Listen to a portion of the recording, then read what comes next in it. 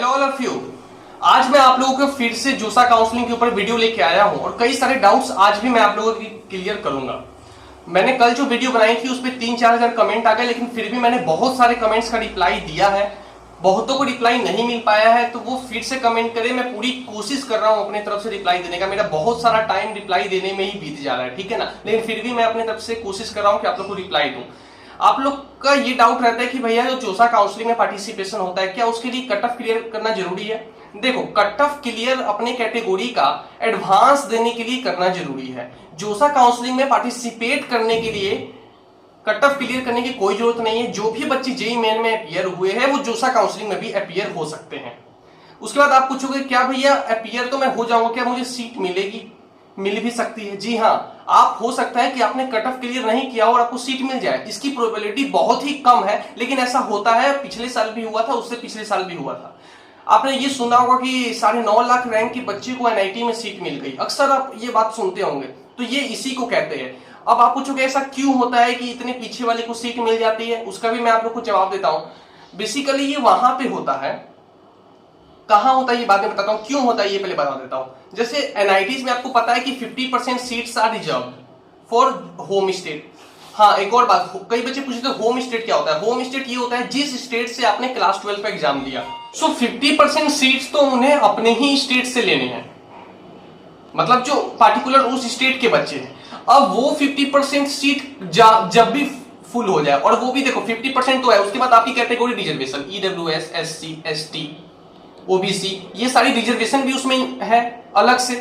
तो एक तो 50% होम स्टेट, ऊपर से रिजर्वेशन, और 50% उसी स्टेट की होनी चाहिए। तो ऐसा होता है। कभी आप ये नहीं सुनोगे कि अदर स्टेट में जाके सीट मिल गया, नहीं, सेम स्टेट में सीट मिलता है। और वो भी लोअर जो ब्रांचेस होते हैं जिसमें कोई बच्चे नहीं जाना चाहते, उसमें सीट खाली रह जाती है। तो ऐसा होता है कि आपको वहां पे बिना कट ऑफ क्लियर किए भी 8-8, 9-9 लाख तक आपको वहां पे सीट मिल जाए। और कैटेगरी का भी इसमें बहुत बड़ा योगदान रहता है।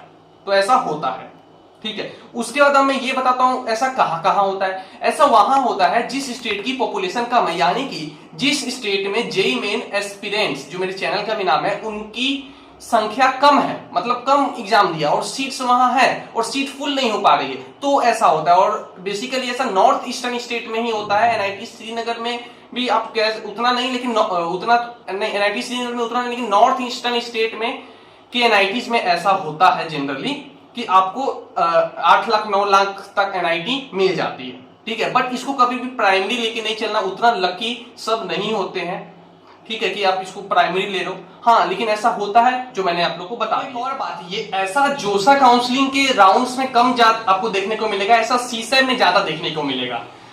और सीसैट में क्या होता है ना कि जो सीट्स बच जाते हैं उनके लिए काउंसलिंग होती है, मतलब उसमें मतलब बहुत पीछे रैंक तक भी सीट मिल जाती है। हालांकि मैं एक वीडियो सोच रहा था बनाने का जोसा वर्सेस सीसैट पे, वो मैं आगे बताऊंगा, ठीक है।